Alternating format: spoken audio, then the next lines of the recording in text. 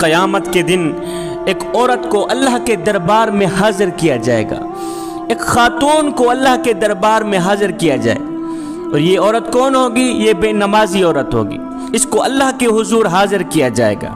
جب اسے اللہ کے حضور حاضر کیا جائے گا تو اس سے پوچھا جائے گا کہ تو نے نماز کیوں نہ پڑھی، تو نے نماز کیوں چھوڑ دی، نماز کیوں نہ پڑھی؟ وہ عورت جواب دے گی، عرض کرے گی، یا اللہ مجھے اپنے خامد کے، اپنی فیملی کے کام کاج میں فرصت نہیں ملتی تھی، اور خامد کے خوف کی وجہ سے یہ فریضہ ادا نہیں ہو سکتا تھا، خامد کے خوف کی وجہ سے، خامد کے کام کی وجہ سے میں نماز نہ پڑھ سکی۔ یہ وجہ سن کر میرا اللہ حکم دے گا کہ فرعون کی بیوی حضرت آسیہ کو حاضر کیا جائے۔ جب حضرت آسیہ حاضر ہوگی تو اس بے نمازی عورت کو کہا جائے گا کہ اب تو بتا کہ تیرا خامد زیادہ ظالم تھا یا آسیہ کا خامد فرعون زیادہ ظالم تھا؟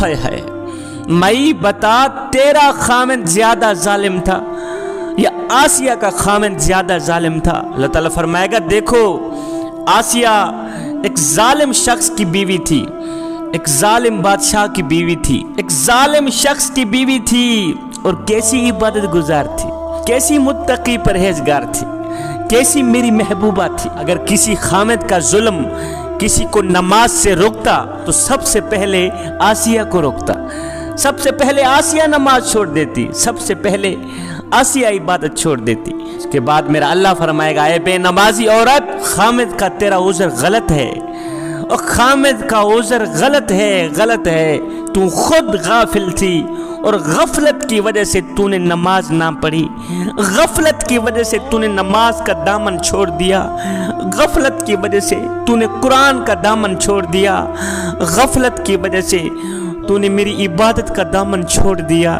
اس کے بعد میرا اللہ حکم فرمائے گا، فرشتو اس عورت کو، اس بدبخت اور بدقسمت عورت کو گھسیٹتے ہوئے لے جاؤ، جہنم میں داخل کر دو۔ میری بہنوں، میری ماؤں، اگر آخرت کی زندگی عزت سے گزارنا چاہتی ہو، اگر آخرت کی زندگی ایک مقام سے گزارنا چاہتی ہو، اگر آخرت کی نہ ختم ہونے والی زندگی وقار سے گزارنا چاہتی ہو تو خدا را نماز کا دامن کبھی نہ چھوڑ۔ بنی اسرائیل کی ایک عورت حضرت سیدنا موسیٰ علیہ السلام کی خدمت میں حاضر ہوئی، عرض گزار ہوئی، اے اللہ کے نبی، مجھ سے ایک گناہ ہو گیا تھا، بعد میں نے توبہ بھی کر لی ہے، آپ دعا کریں اللہ تعالیٰ میری توبہ قبول فرمائے اور میرے گناہ معاف فرمائے۔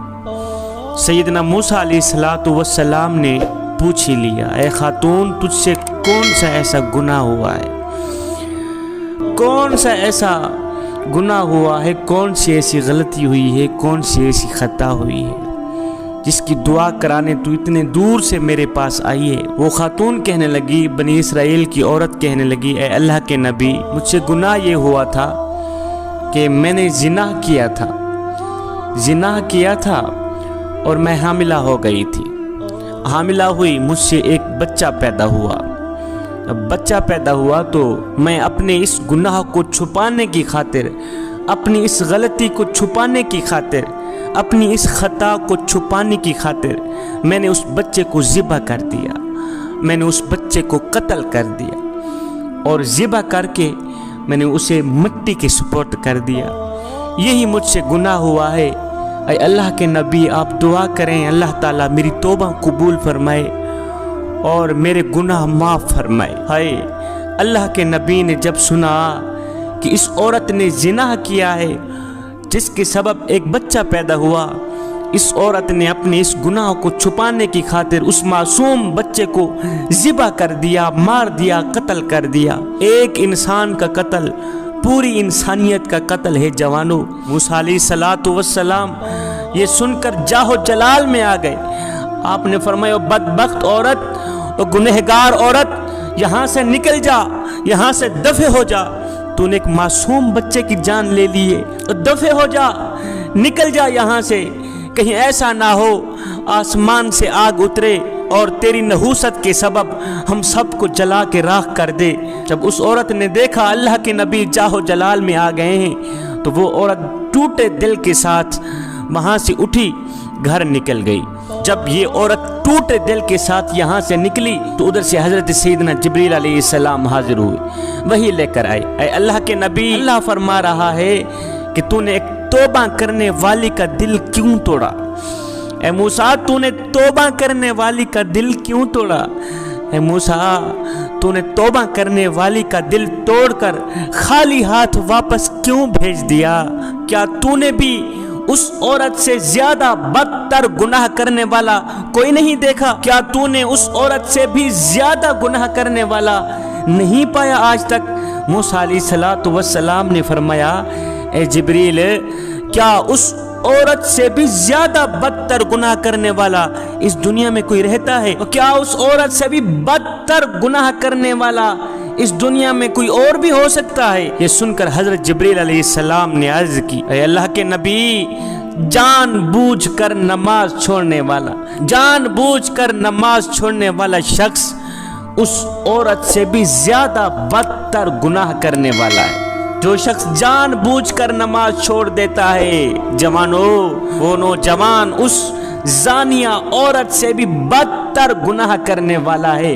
خدا را اس گناہ سے بچیں، نماز کا دامن ہرگز نہ چھوڑیں۔ اللہ تعالیٰ جب ناراض ہوتا ہے روٹی بند نہیں کرتا، جوانو، اللہ تعالیٰ جب ناراض ہوتا ہے رزق بند نہیں کرتا۔ اللہ تعالیٰ جب ناراض ہوتا ہے سورج کو حکم نہیں دیتا کہ فلاں شخص میرا نافرمان ہے، تیری کرنیں اس کے آنگن میں نہیں جانی چاہیے۔ نہ بندے، نہ، اللہ جب ناراض ہوتا ہے تو سجدوں کی توفیق چھین لیتا ہے۔ اللہ جب ناراض ہوتا ہے تو من اجڑ جاتا ہے۔ اس سید کو اتنا تو بتا دو، جس بندے کا من بھی اجڑ جائے اس کے پلے رہتا ہے کیا ہے؟ اے بندے، نماز پڑھ اس سے پہلے کہ تیری نماز پڑھی جائے۔ وہ ایک سردار تھا، ایک غلام تھا۔ جو سردار تھا وہ بے نمازی تھا، اور جو غلام تھا وہ 5 وقت کا نمازی تھا، 5 وقت کا نماز۔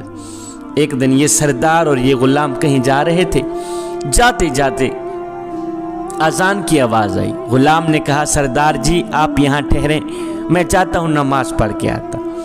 سردار نے کہا، ٹھیک ہے جاؤ، جلدی واپس آنا، ہم نے آگے سفر کرنا ہے، میں یہاں بیٹھتا ہوں۔ یہ غلام گیا مسجد کے اندر، اس نے مسجد کی دہلیز پر قدم رکھا، اس نے وضو کیا، اللہ اکبر، مسجد کے اندر گیا، اس نے جماعت کے ساتھ نماز پڑھی۔ نماز پڑھنے کے بعد اس غلام نے کیا کیا؟ قرآن اٹھایا، پڑھنے لگ گئے۔